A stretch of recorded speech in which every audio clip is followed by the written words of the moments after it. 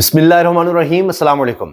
क्या जनरल फैज इमरान खान के खिलाफ सुल्तानी गवाह बनने जा रहे हैं? इस हवाले से जियो का रिपोर्ट कर रहा है। और जनरल फैज हमीद के वकील मियां अली शफाक ने क्या बात की है जियो न्यूज से, उस पर हम बात करेंगे। इसके अलावा जनाब इमरान खान पीटीआई वर्कर्स की रिहाई तक जेल से नहीं निकलेंगे। असद कैसर ने साफ कह दिया है कि इमरान खान किसी सूरत तब तक बाहर नहीं आएंगे जब तक उनके कारकुनों की रिहाई नहीं हो जाती, वरना उनके पास अब भी मुसलसल टेबल पर बनी गाला की ऑफर मौजूद है। दरवाजे खुले हुए हैं बनी गाला के, जब चाहे वो अपने घर शिफ्ट हो सकते हैं। लेकिन इमरान खान ये कह रहे हैं कि जब तक मेरे कारकुनों की रिहाई नहीं होती तब तक ऐसा नहीं हो सकता, मैं कैसे रिहा हो जाऊं। अब इसी पर जब सवाल किया गया, अब इस वक्त इमरान खान के करीबी साथी भी हम कह सकते हैं अलामा राजा नासिर अब्बास जाते हैं, उनसे मुलाकात करते हैं। इन्होंने भी बताया कि इमरान खान ने कहा आप लोग बाकी बातें बाद में कीजिएगा, पहले मेरी बात सुन लें कि मैं इस तरह किसी सूरत किसी डील के नतीजे में रिहा नहीं होऊंगा या कारकुनों के बगैर मुझे रिहाई कबूल नहीं है। और इसके अलावा जनाब सीनियर सहाफी सिद्दीक जान ने इंकशाफ किया है कि इमरान खान साहब के हवाले से मोहम्मद बिन सलमान के ये कहने खदशात हैं कि यूनाइटेड नेशंस में इमरान खान ने तकरीर की तो मुस्लिम उम्मा के लीडर के तौर पर सामने आने लगे। तो मोहम्मद बिन सलमान की जरा एक अपनी सोच है और फिर वो ये कि जी ये क्या हो रहा है। तो अब लगता नहीं है कि सऊदी अरब कोई किरदार अदा करेगा। जो इमरान खान ये तहरीक इंसाफ की तरफ से कहा जा रहा है कि जी हमें किसी बैनुल अक़वामी ताकत की जरूरत नहीं है, हम अपने अवाम की तरफ देखते हैं, तो इशारा शायद अमेरिका की तरफ है। वो गुफ्तगू क्या है उस पर भी बात करेंगे। इंसानी स्मगलिंग FIA के 13 एहलकारों के खिलाफ मुकदमात, 35 नौकरी से फारिग। हर इदारे में इस तरह की काली भेड़ें हैं जिनकी वजह से लोग अपनी जानों से जा रहे हैं और ये इंसानी स्मगलिंग हो रही है। अब मजीद लाशें मिली हैं और 9 लोगों का अभी हालिया कंफर्म हो गया है कि पाकिस्तानी वो यूनान वाली कश्ती में जहां भाग हो गए हैं डूबकर। और इसमें खतरनाक बात यह है कि अभी मजीद गुर्बत में इजाफा हो रहा है पाकिस्तान में। और लेटेस्ट वर्ल्ड बैंक की जो रिपोर्ट है वो बड़ी हौलनाक है कि इस हुकूमत के आने के बाद किस तरह करोड़ों लोग गुर्बत की लकीर से नीचे चले गए हैं। मजीद कितने लोग गुर्बत का शिकार हो गए हैं, यह है इनकी कारकर्दगी। इमरान खान को पंजाब में दर्ज कितने मुकदमात में गिरफ्तार किया गया, यह रिपोर्ट भी अदालत में पेश कर दी गई है। आज जनाब खैबर पख्तूनख्वा असेंबली के बाहर भी ये शेलिंग, आंसू गैस और पुलिस और मुजाहिरीन में तसादुम होता रहा, ये कहानी भी शामिल करेंगे। तो पहले तो ये सुनिए कि मियां अली शफाक कहते हैं कि लगता ये है, रिपोर्ट से नजर आता है, वो कहते हैं कि जी मैं जिस तरह से ये सारा कोर्ट मार्शल का ट्रायल चल रहा है इस पर मैं बात नहीं कर सकता ज्यादा। और उन्होंने ये जरूर कहा कि लगता यही है कि फौजी ट्रायल आइंदा चंद हफ्तों में मुकम्मल हो जाएगा lieutenant general retired Faiz Hamid के खिलाफ। और उन्होंने कहा कि जी मैं इतना बता सकता हूं कि 2 साथियों के हमरा जनरल फैज की वकालत कर रहा हूं।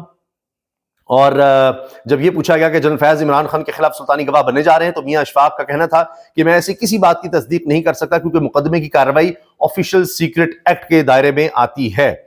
और उन्होंने कहा कि जी आगाज हो गया है मिलिट्री ट्रायल का, तो इस पर उन्होंने इनकार नहीं किया। कहा कि जी मीडिया रिपोर्ट्स देखी हैं जिससे अंदाजा होता है ट्रायल शुरू हो गया है और मैं ऐसी खबरों की तरदीद की पोजीशन में नहीं। ताहम उन्होंने तस्दीक की कि वो अपने 2 साथियों के हमरा इस केस में जनरल फैज की नुमाइंदगी कर रहे हैं। और ये भी उन्होंने कहा जी चंद हफ्तों में हो सकता है कि ये ट्रायल मुकम्मल हो जाए।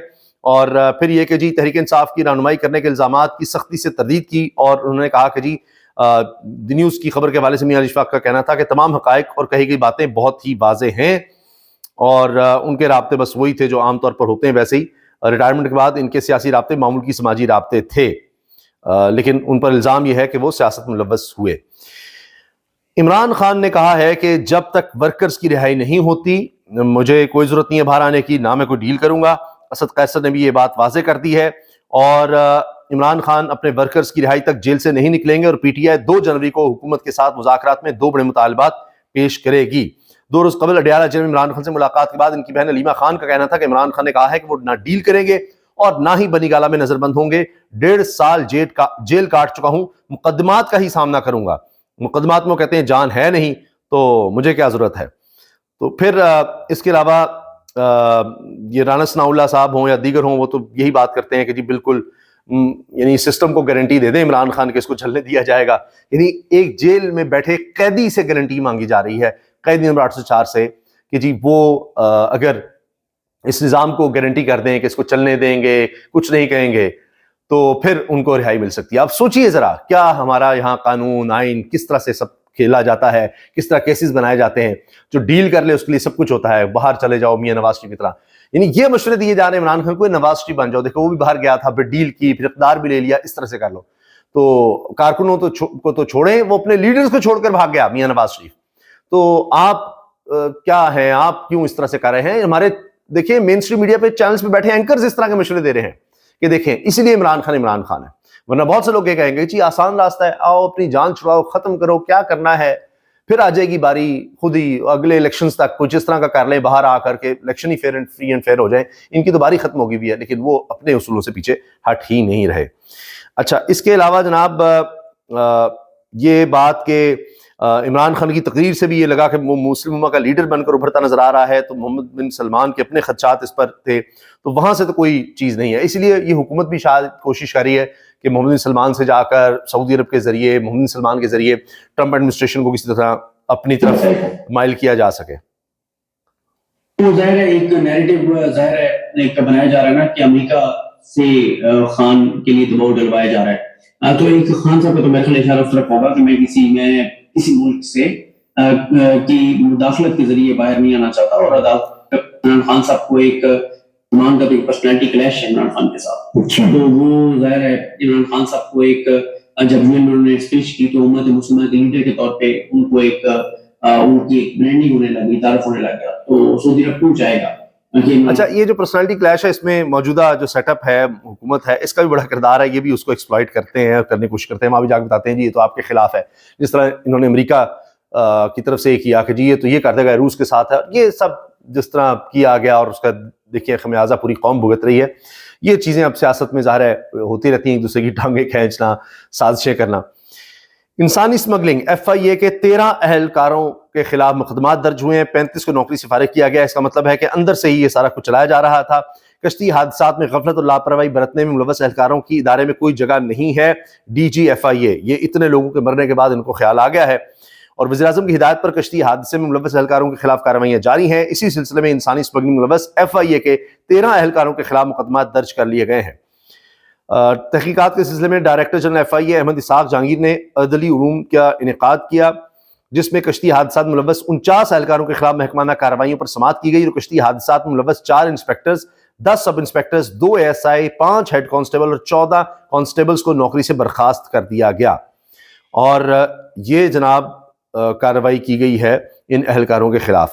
باقی یہ رپورٹ دیکھیے عمران خان کے حوالے سے مقدمات کی رپورٹ سامنے آ گئی ہے، اور اس میں بتایا جا رہا ہے کہ عمران خان 9 واقعات کے بعد پنجاب کی حدود میں درج 59 مقدمات میں 26 مقدمات میں ان کو گرفتار کیا گیا. اندازہ لگائیے، باقی بھی رکھے ہوئے ہیں، بعد میں بھی ان پہ گرفتار کر لیں گے. اور اس کے علاوہ جو رپورٹ لاہور ہائی کورٹ میں جمع کروائی گئی ہے اس کے مطابق بانی پی ٹی آئی کے 18 مقدمات میں بعد از گرفتاری بانی پی ٹی آئی کی درخواست ضمانتیں منظور ہو چکی ہیں، جبکہ 2 مقدمات میں بے گناہ قرار دیا جا چکا ہے. 2 میں تو بے گناہ ہیں، کیسز ویسے ایک جیسے ہی ہیں. اور 21 مقدمات میں بانی پی ٹی آئی ایف آئی آرز میں نامزد ہیں، اور 59 پنجاب کی حدود میں درج کل 59 مقدمات ہیں، جن میں سے 21 میں بانی پی ٹی آئی کے ایف آرز میں نامزدگی ہے. 38 مقدمات میں عمران خان کو سپلیمنٹری بیان کے بعد نامزد کیا گیا.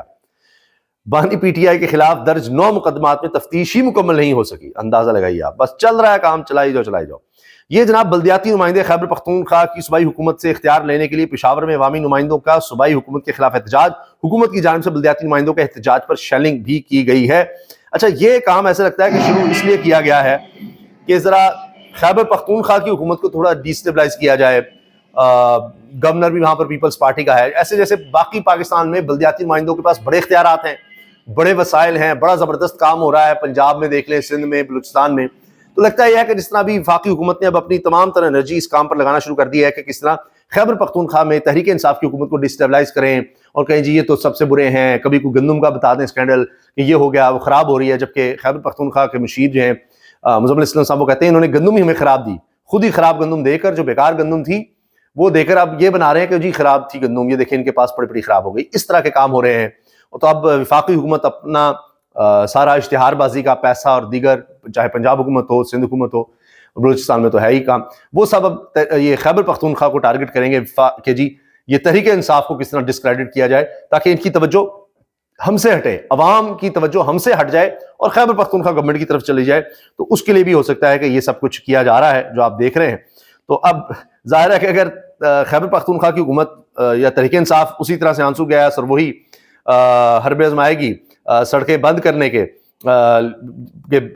جواب میں، تو پھر یہ کہیں گے دیکھا تمہارے خلاف بھی ہم یہ کرتے، تو وہ آگے سے کہیں گے تو آپ سے ہی ہم نے سیکھ لیا ہے، تو آپ بھی احتجاج نہیں ہونے دیتے، ہم تو کہتے ہیں کسی جگہ پر جا کے احتجاج کر لیں، تو اب آپ کے پاس بھی کوئی جواز نہیں ہے ہمیں یہ سنانے کا کہ جناب ہم کوئی لوگوں کو روک رہے ہیں، کر رہے ہیں۔ یہ اس طرح سے اب لگتا ہے کہ یہ پوائنٹ سکورنگ اب آپ کو ہوتی نظر آئے گی۔ ایک بڑی اہم خبر جو میں آپ کو دینا چاہتا ہوں، 1.25 کروڑ سے زائد افراد کو غربت میں دھکیلنے کا اعزاز حاصل ہو گیا ہے اس حکومت کو صرف ایک سال میں۔ ورلڈ بینک کی تازہ ترین رپورٹ کے مطابق نون لیگ کی موجودہ حکومت کے ایک برس میں، صرف ایک سال میں یعنی 2024 کے دوران مزید 13 ملین یعنی 1 کروڑ 30 لاکھ پاکستانی غریب ہو گئے ہیں۔ سال 2024 میں پاکستان میں غربت کی شرح بڑھ کر 25.3% ہوئی، جو 2023 کے مقابلے میں 7% زیادہ تھی۔ آپ اسی سے اندازہ لگائیے کہ کیا اس حکومت کی کارکردگی ہے، اور لوگ اب ادھر توجہ زیادہ دیں گے کہ جی خیبر پختونخوا میں کیا ہو رہا ہے، یا یہ جو وفاقی حکومت کی وجہ سے کوئی 1.5 کروڑ کے قریب 1.25 کروڑ سے زیادہ لوگ ایک سال میں غربت کی لکیر سے نیچے لگے ہیں، اور یہ کوئی IMF صرف نہیں کہہ رہا یا یہ کوئی اور ادارہ نہیں، ورلڈ بینک کہہ رہا ہے، یہ کوئی خیبر پختونخوا گورنمنٹ کی رپورٹ نہیں ہے، یہ ورلڈ بینک کی تازہ ترین رپورٹ ہے، اور ایک سال کے اعداد و شمار ہے۔ قسمت خان صاحب نے یہ شیئر کیے ہیں، آپ اندازہ لگائیے کہ یہ اس وقت وفاقی حکومت کی کارکردگی ہے، جس سے توجہ ہٹانے کے لیے یہ کچھ اور کاموں پر لگے ہوئے ہیں، اور یہ نہیں پتا کہ اس سے پورے ملک کو ہی نقصان ہوگا۔ جس طرح انہوں نے کہا اچھا کرم کی صورتحال ہے، خیبر پختونخوا کی حکومت پر ڈال دو، اب وہ دیکھیے وہ کراچی میں صورتحال عجیب بن گئی ہے کہ وہاں پر جماعتیں آمنے سامنے آ گئی ہیں، وہاں پر احتجاج پھیلتا چلا جا رہا ہے، اور وہ پتہ نہیں کیسے اب انہوں نے کنٹرول کرنا ہے۔ تو پورے ملک میں اگر یہ ہوگا کہ جی ایک حکومت دوسرے حکومت کے خلاف ہوگی، تو پھر حالات تو سب کے لیے خراب ہوں گے۔ اللہ حافظ۔